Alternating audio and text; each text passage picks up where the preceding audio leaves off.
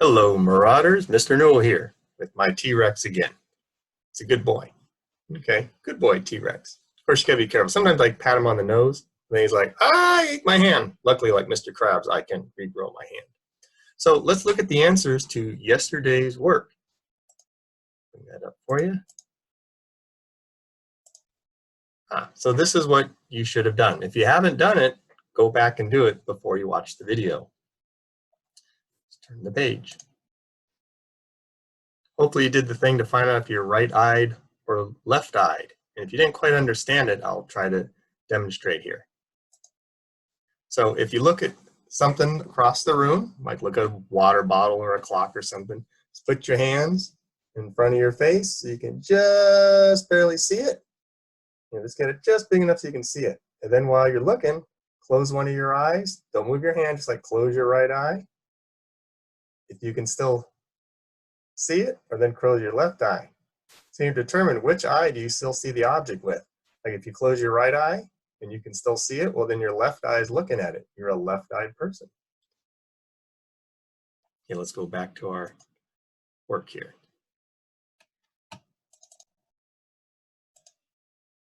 Okay, so here was the first one. Okay, so there was the big chart you looked at and says build a two-way frequency table to determine whether there's an association between location and eye dominance. So is there an association between where you live and which eye you use? Association means, is there some connection? So I went and I counted up all the, I made a little chart that says make a frequency table. So location, there's two locations, Connecticut and LA. So I made these. And then as I looked, it said, look at the eye. Here's the eye. And I noticed there's right and left. So I made right and left. So I counted all the Connecticut right. So Connecticut right, Connecticut right, Connecticut right, Connecticut right, Connecticut right. And I kept going and I found 6 of them. There's another Connecticut right. And then I went back and counted the lefts. There's 1, 2, 3. There's 3 lefts. And then I went back and said, okay, now I'm going to do the LA. So I erased this out and counted up LA. So here's a LA right, LA right, LA right, okay, etc., etc. There were 7 of those and 8 of the lefts. So I did a little ratio. Like I said, well, in Connecticut, it's 6 to 3. We call this a ratio. So, 6 to 3, while in LA, it's 7 to 8.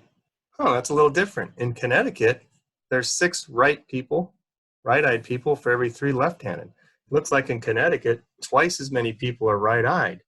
But in LA, it's almost the same. Is there an association? It seems like the people in Connecticut are more likely to be right-eyed. But do you think, is this a cause? Is this what causes it? Like if you suddenly move to Connecticut, are you going to turn right-eyed? And if you move to LA, you would be half and half. It might just be some type of coincidence. I don't think we really have enough data to determine if this is true. This isn't a sample of that many people. Okay, now we'll try number 9. Clear some of that out. Okay, number 9, is there an association between your eye dominance and being an athlete? And the last one, I can't imagine there's any connection between where you live and which eye you use. But how about athletes? Once again, we counted them up, found with the athletes, and it doesn't matter if I put right eye or left eye first, and I could have also put right eye and left eye. I could have put them up on the top. Well, I could have switched these back and forth. It doesn't matter. It's just, I just saw eye dominance first, so I put it on the side. So, but I looked at my athletes, it was 10 versus 7. I wrote it like this, 10 versus 7. But I looked at my non-athletes, and it was 3 to 4. It looks like the athletes are more likely to be right-eyed. They outnumber the left eyes. Well, the non-athletes are more likely to be left. When I went this way, I could have said, right-eyed people, 10 to 3. Well, left-eyed, 7 to 4. So does like using your right eye turn you into an athlete? Or if you're an athlete, do you suddenly start using your right eye? Is there some type of connection between this, or just a coincidence again? Let's go to the next page. The thing is, maybe we didn't survey enough people. So now they did a larger survey. You know, if we only sample one person, it's not going to be very good. So they did the sample again. And you can see athletes, non-athletes, left-eyed, right-eyed. And which group of students is more likely to be left-eyed? Athletes or non-athletes? So I looked at the athletes, I looked at the non-athletes, and I noticed this. I put a little L in here, just so when you look at my ratio, you know what I'm talking about. I said there was 11 for the athletes, 11 of them used their left eye, and 41 used their right eye. Wow, that's like 4 times as many. 4 times as many use the right eye. Well, is that how most people are? Do most people just use their right eye? Well, if you look at the non-athletes, 16 and 17, that's pretty much even. So describe the calculations. I even did it another way. I said there was 11, clear this out. I said 11 out of 52. I could have said 11 out of 52 of the athletes use their left eye, which is 0.21 or 21%.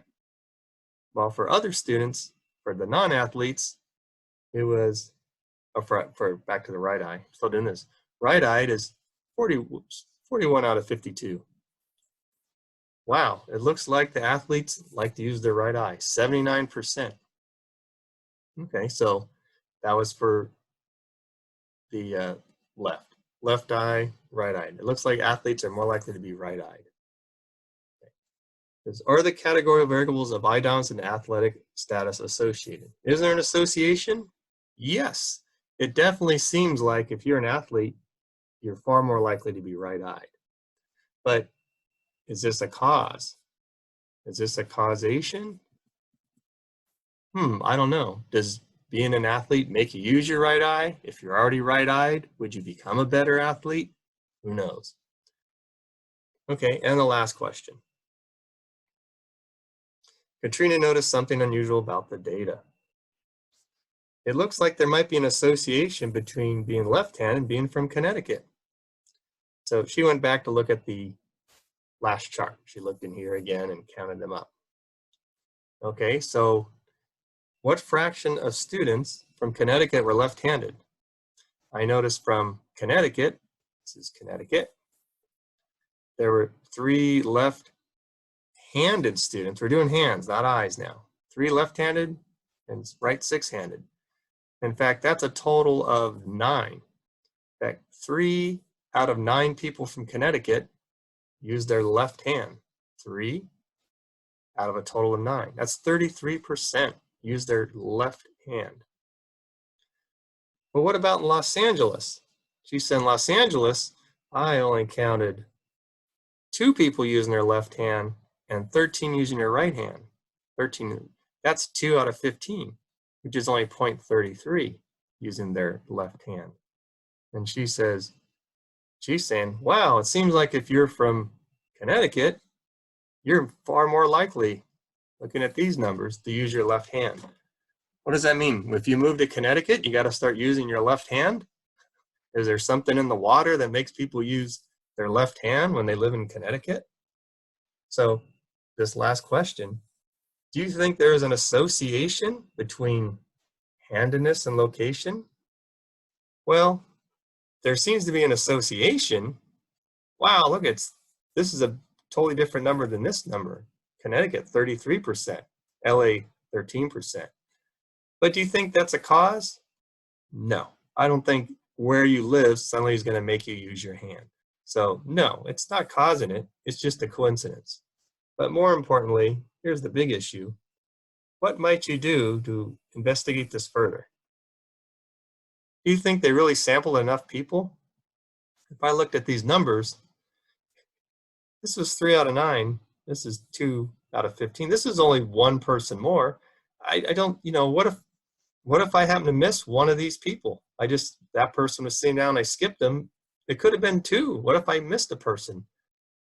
And then I would have had like 2 out of 8, and then it would have been a totally different number. So once again, this is not enough people. We need to have more people to really figure out, is there really something going on here? Or is this just a coincidence? Okay, so that's it. Hopefully you enjoyed it. Tomorrow we'll get into some more slides. Goodbye.